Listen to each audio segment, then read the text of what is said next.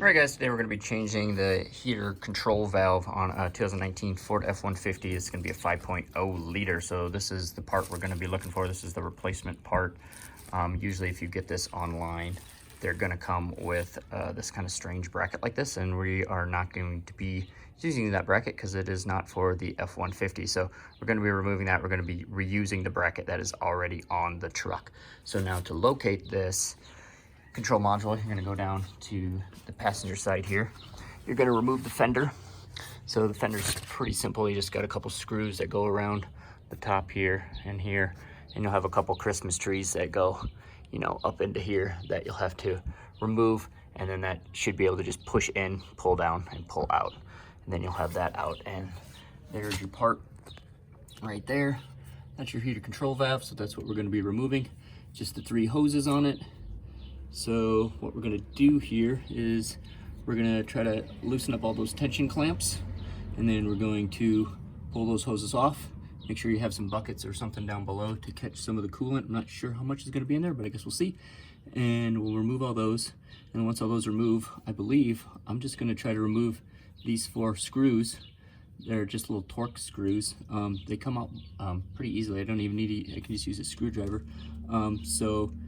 And then remove that, and then bring the new one in, and I'll just reuse that. So this is our bracket right here, that front part. So once I remove this whole thing, this square is still going to be here. So we'll just reuse these bolts, and we'll just screw the new one to it. There's little pegs here you can see, kind of makes it sit into place, and so then there's no way you can really put it in wrong. So we're going to do that, and then we're going to rehook the hoses back up, and then that should be it. And then we'll just make sure to add coolant at the end and burp your system, because this will probably let some air into the system, and we'll go from there. So the first thing we're going to do is remove the electronic clip here. So there's a little tab on top. Let me show you here.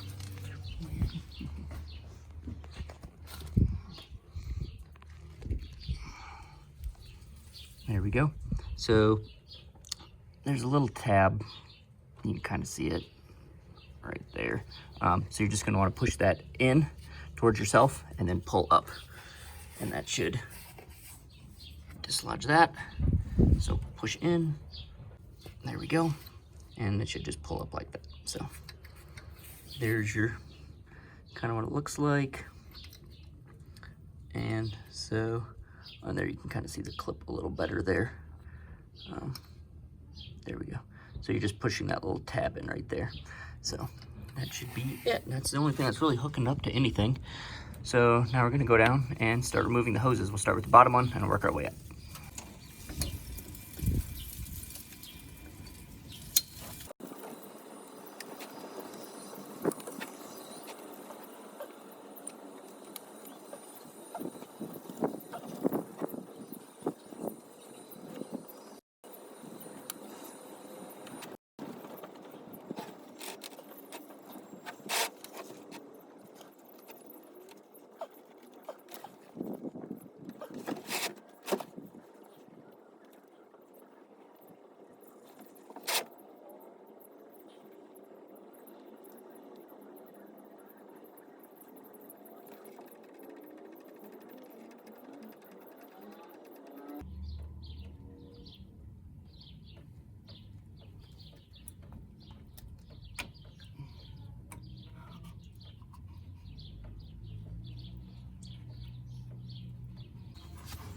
Okay, so I got the bottom one from underneath. There wasn't too much coolant in that one, so that was nice. And now we're gonna see if we can get this next one off. Let's see if I can get it from over on the wheel well side.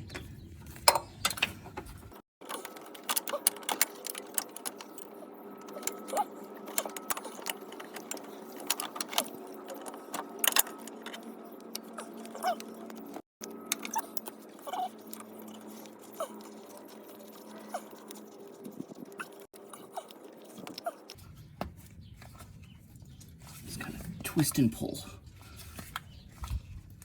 There we go.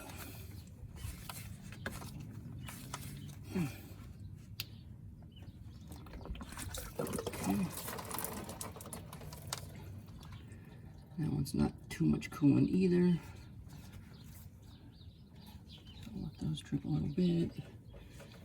Go back up and do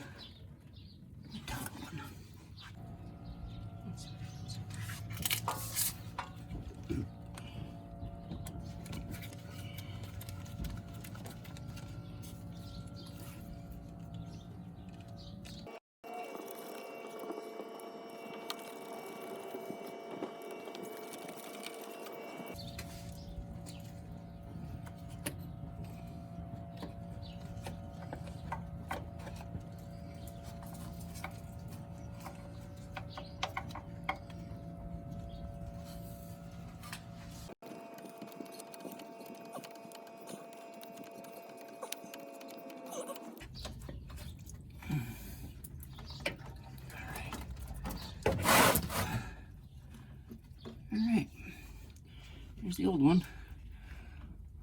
Now we'll get the new one installed. All right. First off, we'll make sure this fits the new one. Perfect. Okay.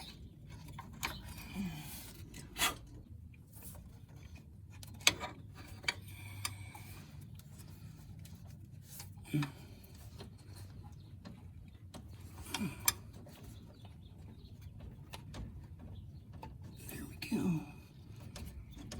All right. Try to get your hose clamp back in the same spot as before. So it should clamp nicely.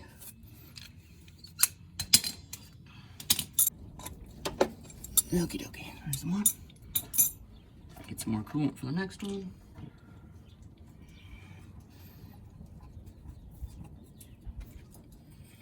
There we go. That one will slide right on.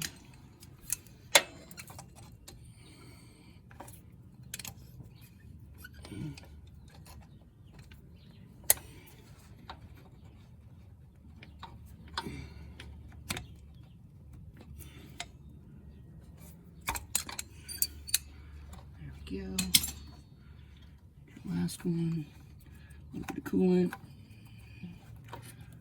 and a hose. There we go.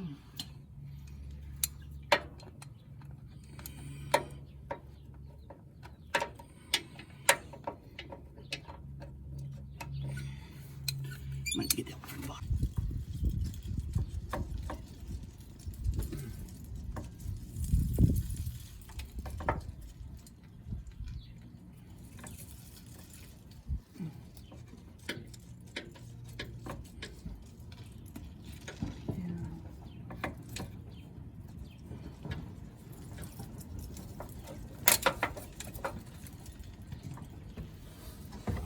Okay, now that we got the hoses installed, now you can bolt it back on.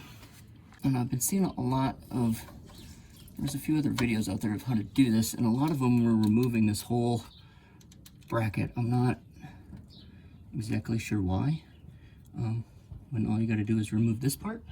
So thought I'd give it a shot. It seemed to work pretty well. So, and just an FYI, these torque bolts are different than the ones that originally had on there, so make sure you have a couple other sizes to you don't want to be doing this and then not have the right tool. I got this one off Amazon because Ford really upcharges on it, and I kind of needed it in a hurry, so I didn't get the OEM part, but I'll link it to the description below. But it was a lot cheaper, so luckily I had this little Allen wrench that fit these. And it really didn't lose too much coolant, so you don't really need to clamp them off if you don't want to. I was more scared that these were kind of stiff hoses, and I didn't really want to have an issue with a hose on top of it. So yeah, it looks pretty good. And then make sure you plug that back in, and you should be good to go. And then go run it for a while. Make sure you top off your coolant. You'll have to burp it because there's probably going to be air in the system now. But yeah, that should do it, guys. All right, I'll run through this and show you exactly what I did here. So I didn't remove the bracket or anything. I'm just going to be removing these 4 screws after a little bit. So I removed this hose first. I did that from underneath. So go underneath and remove that one. Wiggle that one out. A little bit of coolant in there.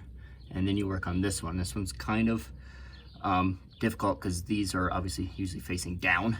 So you have to get past this part of the solenoid here to get to that. So for that part, I just actually ended up using just a regular old wrench just because it was shorter and it was able to kind of get in kind of at that angle there and get underneath there to pinch those and scooch it back. And then for the top one, if you want to remove their upper radiator hose, if you're doing a coolant flush and everything, that's probably your best bet. But I didn't really want to do that. So that's when I unscrewed these 4, took the whole thing off with that hose connected, and you were able to kind of wiggle it around at that point, and then you could get like a vice grips in here. This thing was very handy for this job. So if you get something that locks, because it'll actually just like hold it while you're taking that off, because I actually did that top one with this and it held onto it, so it kept that tension clamp open the whole time. I took that whole part off, got the new one, lubed it up, and put it on there, and then it just slid right on, and you release the tension clamp, and then the top's on, and then you put the next one on, put the next one on, and then you screw those back down, and that was all that was to it. And then of course reconnect your connector up there, fill it up with coolant, because you'll lose a little bit, and then start it up, make sure there's no leaks, and hopefully that'll fix your problem. Thanks for watching, guys.